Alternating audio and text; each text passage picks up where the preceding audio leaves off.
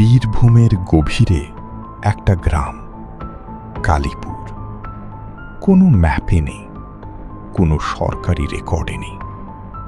যারা একবার ঢুকেছে তাদের মধ্যে খুব কমজনই ফিরে এসেছে, আর যারা ফিরেছে তারা আর কখনো কথা বলেনি।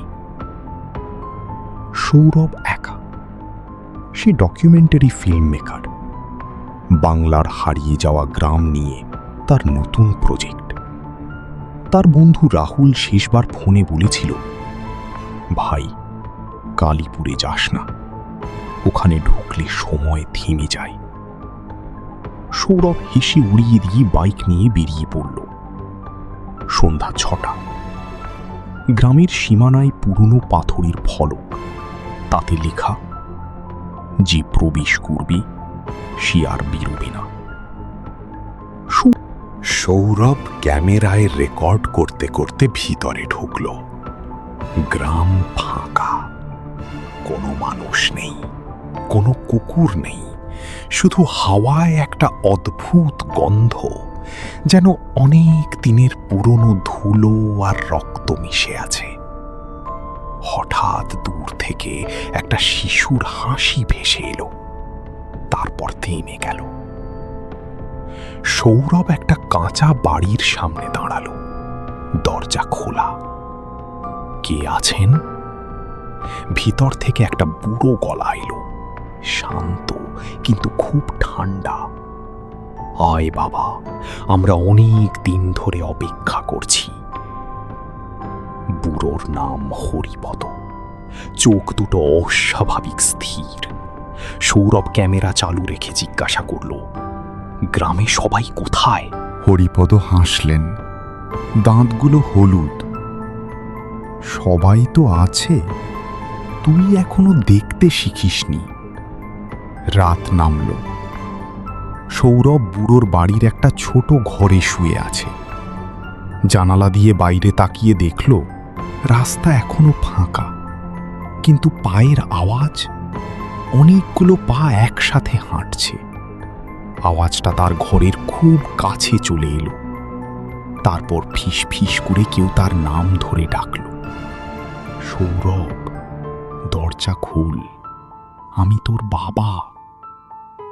সৌরভের বাবা মারা গেছেন 6 বছর আগে। সে দরজায় পিঠ ঠেকিয়ে বসে রইল, হাত কাঁপছে, ক্যামেরা চালু রেখেছে। দ্বিতীয় দিন ভোর। সৌরভ বাইরে বেরোল। এবার গ্রামে মানুষ দেখা যাচ্ছে। সবাই হাসছে, কিন্তু কারো চোখ নেই, শুধু কালো গভীর গর্ত।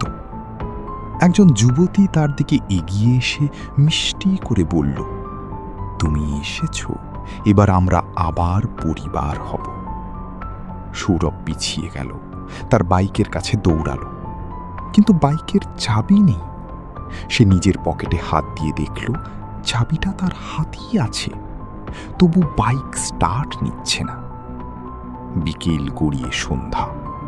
সৌরভ ঘরের ভিতর লুকিয়ে আছে, ক্যামেরার ফুটেজ দেখছে। হঠাৎ দেখল, তার পিছনে দাঁড়িয়ে আছে হরিপদ। ভিডিওতে তার চোখ আছে, আর সে সরাসরি লেন্সের দিকে তাকিয়ে ফিস ফিস করে বলছে, তুই এখন আমাদের, তুই আর বেরোতে পারবি না। সৌরভ ঘুরে তাকালো, পিছনে কেউ নেই, কিন্তু তার ঘাড়ের কাছে একটা ঠান্ডা নিঃশ্বাস অনুভব করল। রাত 10টা। এবার ঘরের চারপাশ থেকে শব্দ আসতে শুরু করল। দরজায়, জানালায়, দেওয়ালে হাতের আঘাত। সৌরভ, বেরিয়ে আয়, তোর ভাই তোকে ডাকছে। তার ছোট ভাই, যে 3 বছর আগে মারা গেছে। সৌরভ চিৎকার করে বলল, যাও, আমি বিশ্বাস করি না। হঠাৎ সব শব্দ থেমে গেল। পুরো গ্রাম নিস্তব্ধ। শুধু একটা গলা, খুব কাছে, তার কানের পাশে, তাহলে দেখ। সৌরভ ধীরে ধীরে ঘুরে তাকালো। ঘরের কোণে দাঁড়িয়ে আছে তার ছোট ভাই, ঠিক যেমন ছিল, কিন্তু চোখ দুটো কালো গর্ত। সে হাসছে। দাদা, আমি একা একা থাকি, তুমি আমার সাথে থাকবে তো? সৌরভের হাত থেকে ক্যামেরা পড়ে গেল। সে দরজার দিকে দৌড়ালো, কিন্তু দরজা খুলতেই দেখল বাইরে পুরো গ্রামের লোক দাঁড়িয়ে আছে। সবার চোখ নেই, সবাই একসাথে হাসছে। হরিপদ সামনে এগিয়ে এসে বললেন, এবার তুই আমাদের একজন, শুধু একটা কাজ করতে হবে। তোর পরিবারের একজনকে এখানে নিয়ে আসতে হবে, তাহলে তুই চলে যেতে পারবি। সৌরভ কাঁপতে কাঁপতে বলল, আমার কেউ নেই। হরিপদ হাসলেন, তোর মা তো এখনো বেঁচে আছে।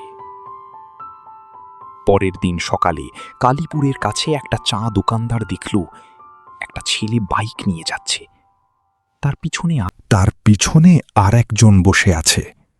ছেলেটা হাসছে, কিন্তু পিছনের লোকটার চোখ নেই। সৌরভ আর ফিরে আসেনি। তার ক্যামেরাটা গ্রামের বাইরে পড়েছিল। শেষ ফুটেজে দেখা যায় সৌরভ তার মায়ের সাথে হাত ধরে হাঁটছে। মায়ের চোখ দুটো কালো গর্ত। পুরাণ ও বাংলার লোককথায় বলা হয়, যে গ্রামে কালী অভিশাপ পড়ে সেখানে সময় থেমে যায়। মানুষ মরে না, কিন্তু জীবিতও থাকে না। তারা ছায়া প্রাণী হয়ে যায় এবং বাইরের মানুষকে নিজেদের পরিবার বানিয়ে নেয়।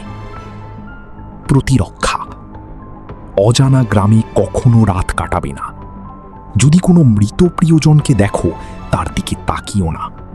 3 বার জোরে বলো, আমি বাইরের লোক, আমাকে ছেড়ে দাও।